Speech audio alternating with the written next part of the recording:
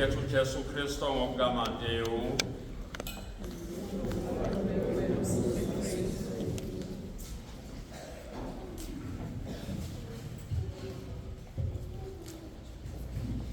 Kuleyo nkathi wesuka omunye wabalishumi nambili, igama lakhe uJudas Iskariyoti, waya kubaphristi abakhulu, wathi kubo, "Ninganginikani uma uJesu ngimkhaphela kini na?" Bona-ke bamnqumela 30 emali emhlophe, njengoba kwakubikezele kuZakhariya umprofethi.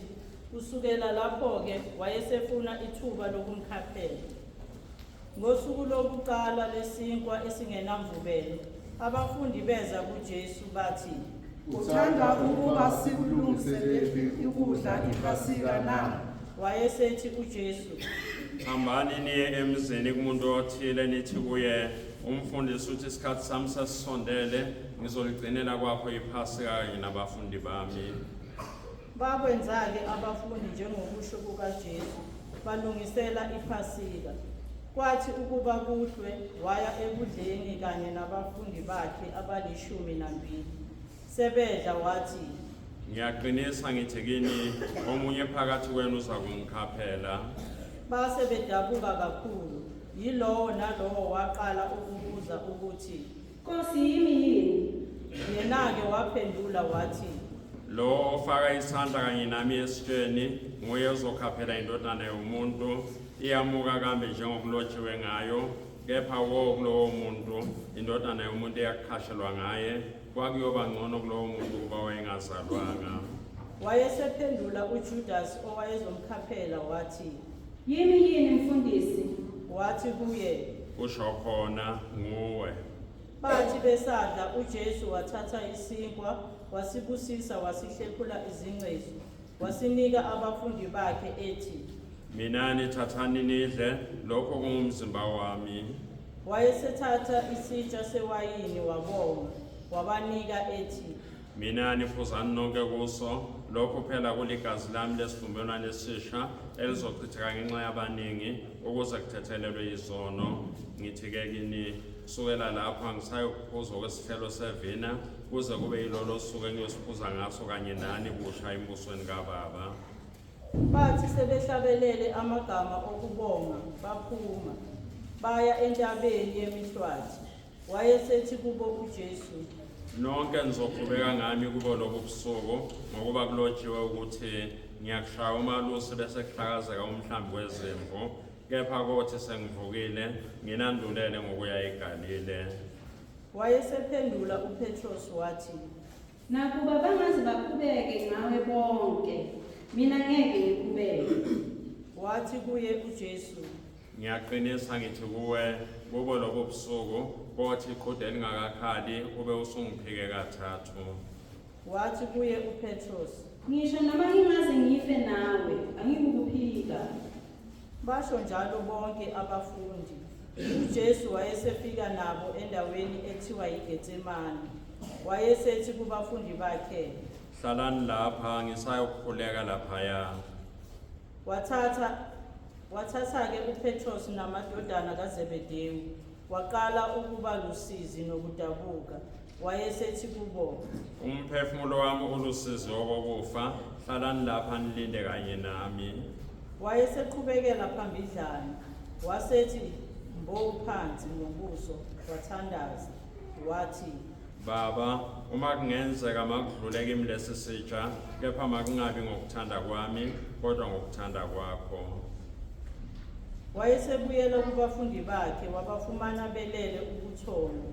Wayesethi kuPetros, Konje beningelinde kanye nami ihora libe linye na, lindani nikhuleke, ukuze ningangeni ekulingweni. Umoya kambe uyavuma, kepha inyama ibuthakathaka. waphindela okwesibili, wakhuleka wathi, Baba, uma kungenzeka ukuba sidlule lesi sitsha ngingasiphuzanga, mayenziwe intando yakho. wathi ebuya wabafumanisa futhi belele. Lokhu phela amehlo abo abenzima. Wayesebashiya, waphindela waya kukhuleka ngokwesithathu. Esho wona lamazwi, wayeseza kubafundi bakhe wathi kubo, kanti nisalele nisaphumula na naku sasisondele isikhathi ukuba indodana yomuntu ikhashelwe ezandleni zezoni sukumane sihambe nangu esesondela uzongikhaphela.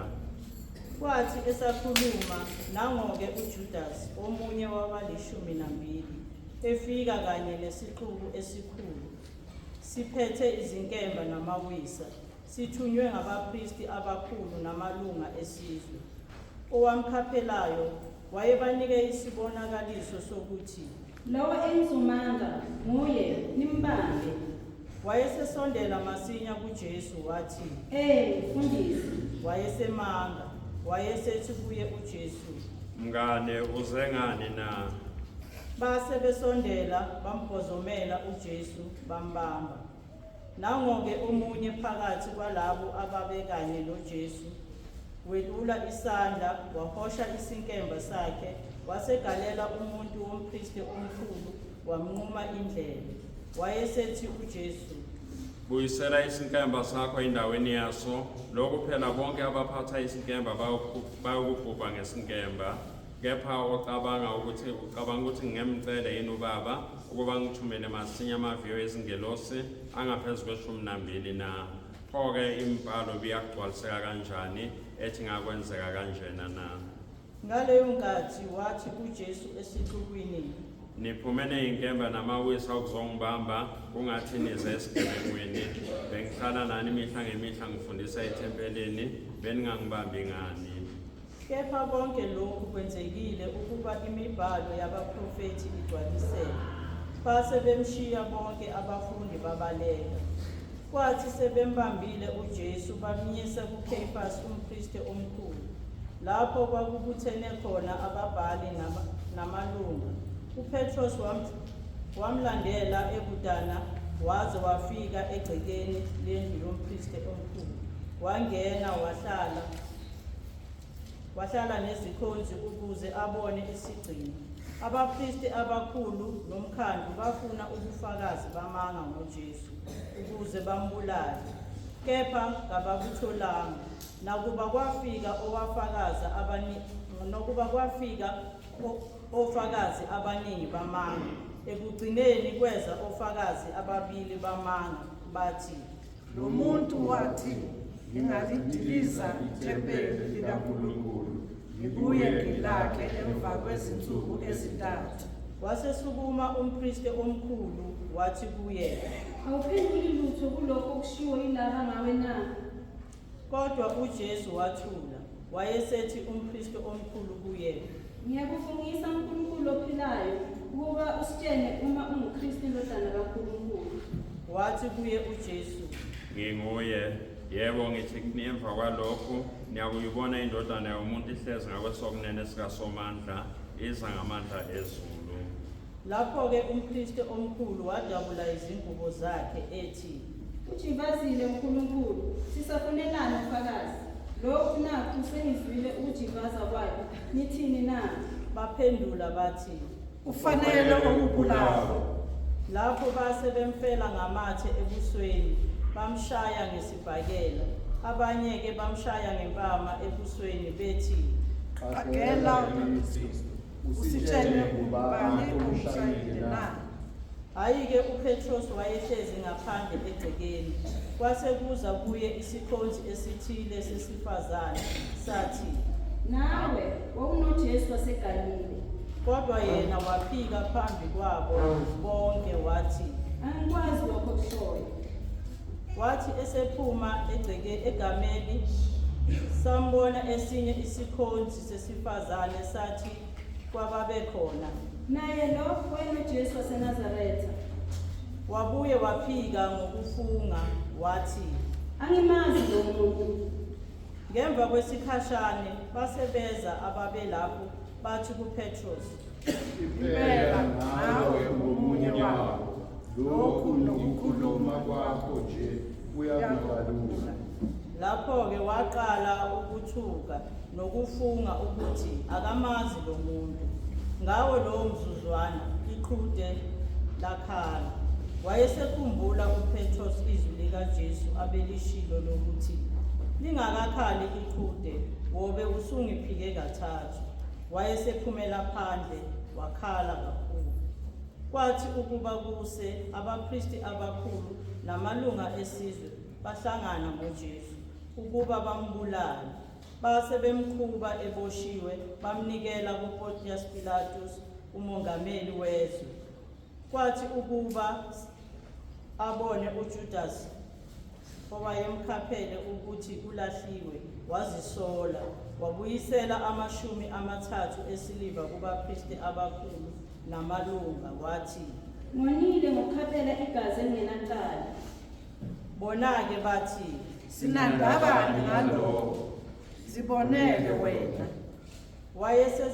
wayesephonsa phansi ethempelini izinhlamvu zesiliva wahamba wayoziphanyeka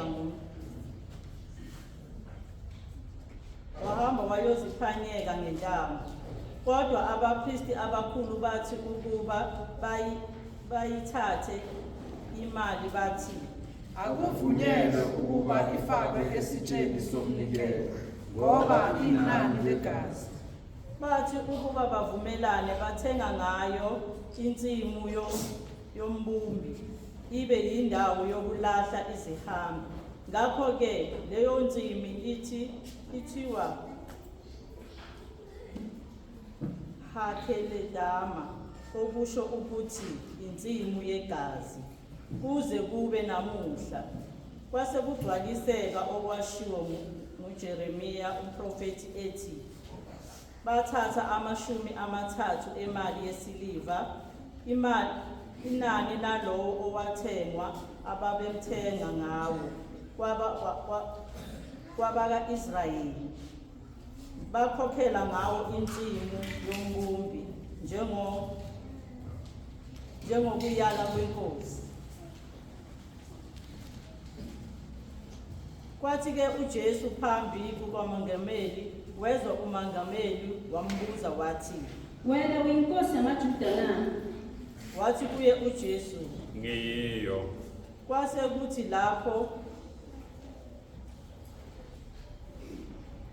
kuthi lapho emangalelwa ngabapristi abakhulu namalunga akaphendulanga lutho.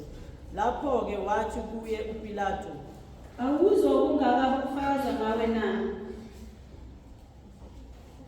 kazamphendula nangazwi elilodwa nje, waze wamangala kakhulu umongameli wezwe. Hhayi-ke, ngosuku lwemikhosi umongameli wezwe wayejwayele ukukhululela abantu isiboshwa sibe sinye abasithandayo. Kuleyo nkathi wayesenesiboshwa esidumile uBarabhasi igama laso. Kwathi sebebuthene uPilato wathi kuye, Ngithanda ukuba nginikhululele ngoni, uBarabhasi noma uJesu okuthiwa uKristu na? lokhu phela wayazi ukuthi bamkhaphela ngoba banomona. Kwathi ehlezi esihlalweni sokuthetha amacala, umkakhe wathumela kuye wathi, Ungabi nandaba nalo muntu olungileyo, ngoba ngihlupheke kakhulu ngaye namhla ephusheni. abapristi abakhulu namalunga base beluleka abantu ukuba bacele uBarabhasi, kodwa uJesu bamlahla. Wayesephendula umongameli wezwe wathi kubo, Ngumuphi phakathi kwalaba bantu ababili elithanda ukuba nginikhululele yena na? bona-ke base bethi, uBarabhasi. wathi kubo uPilato, Pho, ngimenze njani uJesu okuthiwa uKristu na? bonke bathi, Akananikezwe. wathi umongameli. Ngoba enzeni embi na? Kanti bona bebeyilokhu bememeza kakhulu bethi, Akanqanyulezwe. wathi ukuba abone uPilato ukuthi kasizi lutho nokuthi kwandisa umsindo nje, wathatha amanzi wageza izandla phambi kwabantu wathi, Anginacala legazi lalo muntu olungileyo, ziboneleni mina. base bephendula bonke abantu bathi, Igazi lakhe malibe phezu kwethu naphezu kwabantabethu. lapho-ke wayesekhulula uBarabhasi. Kepha wathi uJesu makashaywe. Eseshayiwe wasemnikela ukuba anqanyulezwe. Amabuso kamongameli abesemthatha uJesu amngenisa endlini yawo, amqoqela lonke ibutho. amkhumula, ayesemembathisa ingubo ebomvu, aluka umqhele wameva, amfaka wona ekhanda, amphathisa uhlanga esandleni sokunene, aguqa phambi kwakhe embhinqa ethi, Bayede Nkosi yamaJuda. amufela ngamathe, athatha uhlanga, amshaya ekhanda. Athi esembhinqile, amkhumula ingubo ebomvu, amgqokisa izingubo zakhe, amqhuba eya komnqamuleza. Athi ephuma, afumana umuntu waseKirene, uSimoni igama lakhe. Yena-ke amqhuba ukuba amthwalise unqamlezo lwakhe. Afika-ke endaweni ethiwa yiGolgotha, okusho ukuthi yindawo yeKhalvari, okuhunyushwa ngokuthi eyekhanda. Amphuzisa iwayini elixutshwe nenyongo. Kwathi ukuba alizwe, wenqaba ukuliphuza. Athi esembethela, abelana izingubo zakhe, ezishaya inkatho ukuba kugcwaliseke okwakushiwo ngumprofethi ethi, babelana izingubo zami, bashayo inkatho ngejazi lami. Asehlala phansi amlinda. Bafaka ngenhla kwekhanda lakhe incwadi yecala lakhe elithi, Lo nguJesu inkosi yamaJuda. Lapho-ke kwanqanyulezwa kanye naye izigebengu ezimbili, esinye ngakwesokunene nesinye ngakwesokhohlo. Abantu abebedlula bemjivaza benikina amakhanda bethi, Hey, wena odiliza ithempeli likaNkulunkulu, ubuye ulande ngezinsuku ezintathu, zisindise phela. Uma uyindodana kaNkulunkulu, yehla onqamlezweni. ngokunjalo nabapristi abakhulu bambhinqa kanye nababhali namalunga bathi, Abanye wabasindisa, kepha abanamandla okusindisa yena uqobo lwakhe. Uma uyinkosi yama-Israyeli, akehle khona manje unqamlezweni, bese sibona kuye. Wathemba kuNkulunkulu, makamsindise manje uma emthanda. Lokhu phela wayethi, mina ngiyindodana kaNkulunkulu. nezigebengu ezazinqanyulezwe kanye naye zambhinqa ngakhona lokho. Kwase kuthi kusukela ngehora lesithupha kwabamnyama emhlabeni wonke, kwaze kwaba yihora lethoba. Kwathi ngehora lethoba uJesu wamemeza ngezwi elikhulu wathi, Eli, Eli, lama sabachthani, lokho kuthi, Nkulunkulu wami, ungishiyeleni na? abanye-ke ababemi lapho bathi ukuzwa lokho bathi, Lo muntu ubiza u-Eliya. kwasokuthi masinyane omunye phakathi kwabo wagijima, wathatha ilula, waligcwalisa iviniga, walihlohla ehlangeni, wamphuzisa. Abanye kodwa bathi, Kahle sibone noma uzakuza u-Eliya amkhulule yini na. uJesu waphinda wamemeza ngezwi elikhulu, wayesededela umphefumulo.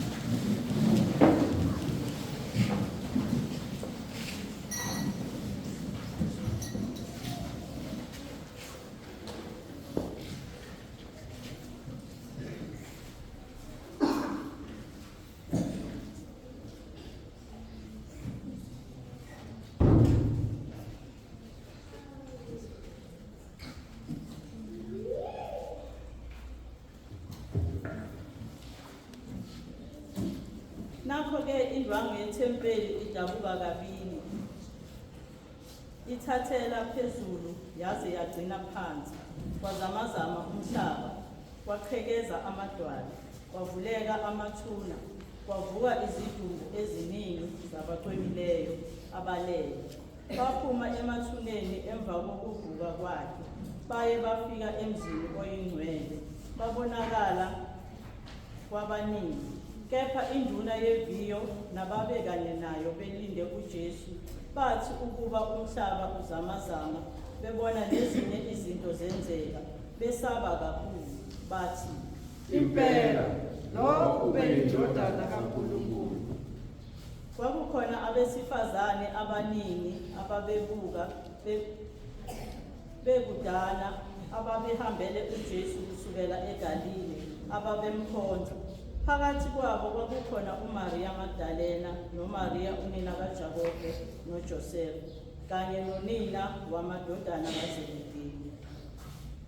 Kwathi ukuba kuhlwe kweza umuntu othile ofileyo wase-Arimatheya, uJoseph igama lakhe, naye engumfundi kaJesu. Yena-ke waya kuPilato wacela isidumbu sikaJesu. uPilato wayeseyala ukuba asinike.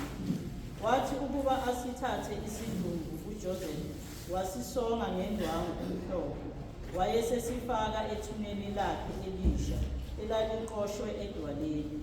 Wayeseginqela itshe elikhulu emnyango wethuna nomuka. Lapho-ke kwakukhona uMaria Magdalena nomunye uMaria behlezi mabhekana nethuna. Kwathi ngomuso okwakulusuku olulandela olokulungiselela iPhasika, abapristi abakhulu nabaFarisi bahlangana kuPilato, bathi, Nkosi, Siyakhumbula ukuthi lo mdukisi esafika wathi, ngemva kwezinsuku ezintathu ngiyakuvuka. Ngakho-ke yala ukuba kulindwe ithuna kuze kube usuku lwesithathu. Funa mhlawumbe kufike abafundi bakhe bamtshontshe, bese bethi kubantu, uvukile kwabafileyo, bese kuthi inkohliso yokugcina ibembi kakhulu kuneyokuqala. wathi kubo uPilato, Ngiyaninika abaningi, hambani nilinde njengokwazi kwenu. base behamba balilindisa ithuna, banameka uphawu etsheni, babeka abalindi. Iwamazwi enkosi evangelini.